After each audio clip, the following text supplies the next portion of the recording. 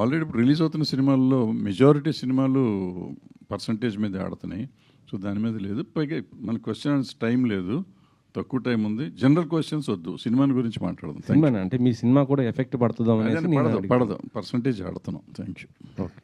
భరద్వాజ్ గారు, సార్ చరిత చిత్ర బ్యానర్ని చాలా గ్యాప్ తర్వాత మళ్ళీ చూస్తున్నాం.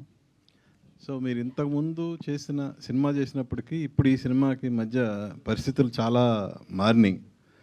సో యాజ్ ఒక సీనియర్ ప్రొడ్యూసర్గా మీరు గమనించిన తేడా ఏంటి అసలు ప్రొడక్షన్ సైడ్?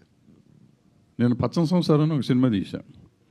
6 రోజులు అక్కడ అదేమంటారు ఏవిఎం స్టూడియోలోనే పడుకున్నాం, అన్ని పనులు చేసుకుంటాం. 6 రోజుల్లో నాకు డిసెంబర్ 27 మొదలెడితే 27 పొద్దున మొదలెడితే డిసెంబర్ 31వ తారీఖు 5వ రోజు రాత్రి కాపీ చూడగలిగా. కానీ ఈ సినిమాకి దగ్గర దగ్గర 2 నెలలు ల్యాబ్లోనే పడుకుని ఉంటే ఇప్పుడు రేపు చూస్తున్నాం. అంత తేడా ఉంది. ఇది 6 రోజులకి 60 రోజులకి తేడా, అంత తేడా వచ్చింది టెక్నాలజీ మారి నాకు.